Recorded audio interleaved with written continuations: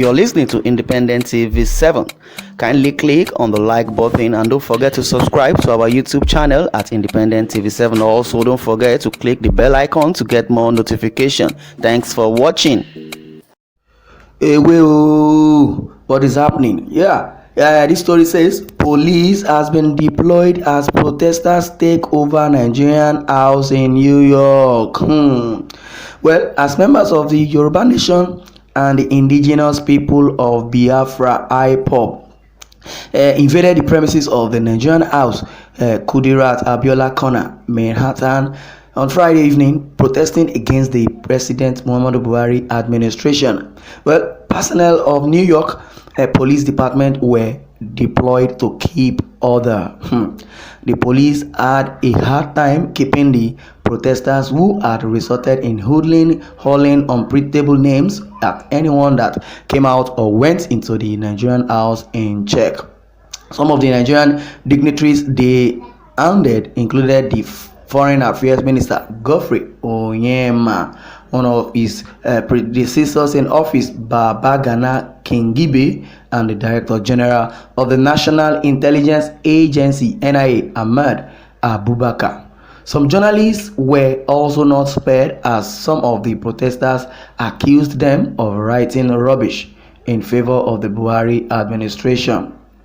They chanted expletives on anyone they saw, including people not connected to government but just happened to be present at the building. The protesters accused them of being aiders and abettors of Fulani herdsmen who they accused of killing members of other tribes in the country. Some of them said, if you accused this terrorist government, you are a terrorist, you are a thief. Okay, that's a reprisal of protest. You understand? So the people of the indigenous people of Biafra and the Yoruba nation who are agitating for good governance and agitating against Buhari that has led his administration towards genocide are raising a placard, and in other words a reprisal of raising of placard also is coming in that if you accuse Buhari of a terrorist, then you are also a thief or terrorist. So the accusation is going on in New York as it is.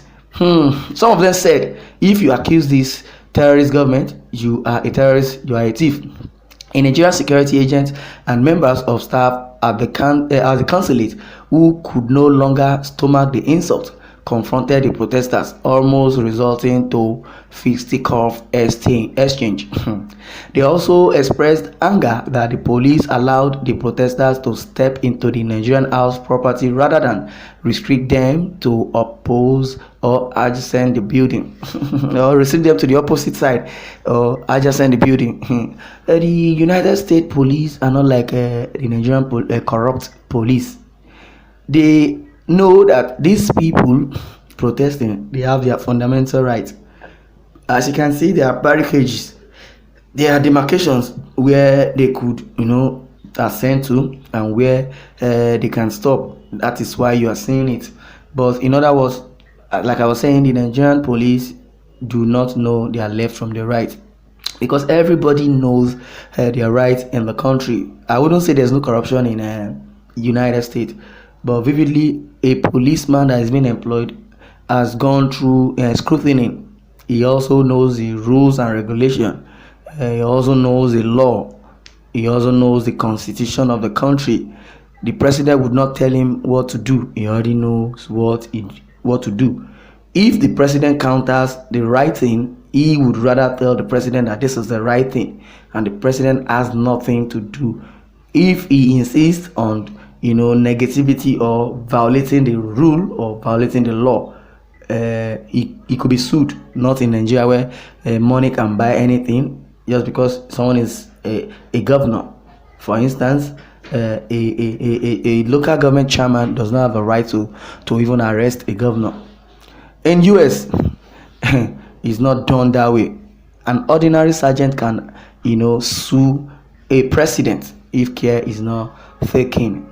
Yes. Well, some of the police Personnel quickly stepped in and prevented the fisticuffs, while others created a wooden cordon around the entrance of the building. Yes, that's what I said. There should be a barricade, a stopover, which they cannot exceed, but they are practicing their fundamental rights. So the police in US also know that. So there's no way they can shoot them or pour tear gas on them, except if the crowd is much. That is when they would rather, put up a rubber bullet and shoot up to scare them away. Not that they will, shoot a live ammunition whereby you have a bullet in it, a real bullet. No. They know their job. The only thing they will do is just to make sure everybody is safe. That's what the United States Police is being trained for. The soldiers were the one to go to war, not deploying soldiers to a protesting ground and killing innocent people. Nigeria is doomed. Well, they thereafter prevailed on the protesters to maintain their distance behind the cordon as they continue to express their anger at the state of the nation. The protesters carried banners with various inscriptions, including "Break up Nigeria to save lives." Buhari is a live patron of Fulani terrorists. Fulani pose an existential threat to indigenous sub-Saharan Africans. Fulani are terrorists. Free Showore, drop all charges against him. Stop giving loans to Nigeria government. End Fulani terrorism in Nigeria. The pro and anti-Buhari protests were a constant feature throughout the duration of President Buhari's participation at the 76th session of the United Nations General Assembly. The pro-government protesters who congregated under the name of One Nigeria carried out their solidarity marches around the Nigerian consulate daily, stressing the need for the country to remain as one. Those are the pro-Buhari, protesters, because they have been paid.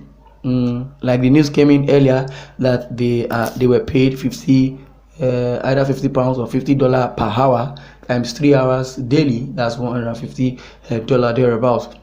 Daily to counter the protest that says Buhari's government is bad. They are now saying Buhari government is good. In other words, they should stop the agitation that there's nothing wrong with the Nigerian system as at present. Okay. They also carry posters which affirm the claim that the killings and marginalization were propaganda against the country. Well, that is their opinion though, but they are just being paid. One of the leaders of Yoruba Nation, Folusho Aruleba, who apologized to some of the journalists hounded, said, "Please forgive our people. Their actions are based on the genocide ongoing in Nigeria. The rate of our naira value to other currencies is depreciating day by day. We pray for divine intervention. We walk and pray and walk. He will keep in perfect peace those whose mind stayed on him, because in him we trust." He's talking about the prayer to God to help us in Nigeria, because Buhari administration is not helping matters at all. Well, from the comments, down the line, Prince said, "Let's part in peace and have Middle Belt, Oduduwa and Biafra Republic." Well, somebody says, "God forbid Middle Belt go with Biafra. You are mad. Biafra my yash." Okay, that is someone's opinion there. Well, Buhari is a grand patron of Fulani killer herdsmen. I want to use this medium to cajole the British government. Rather, not to cajole, to inform. You don't need to cajole them. They already know what is obtainable. They already know the submission of Nigerians.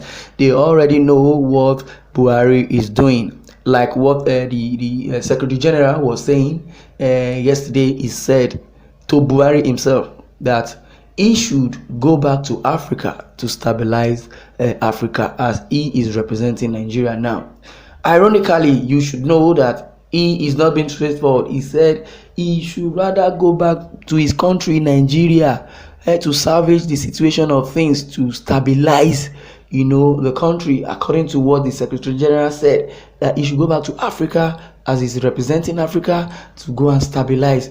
So you should know that indirectly he's telling President Muhammadu Buhari that he should go back to Nigeria, because if he tells him to go back to Africa to go and stabilize Africa, Someone that has not stabilized his own country, how can he stabilize Africa? So he has to go back to Nigeria to salvage his own country, then he can now go to Africa in at large to salvage or to stabilize Africa. So that word alone is enough for the wise.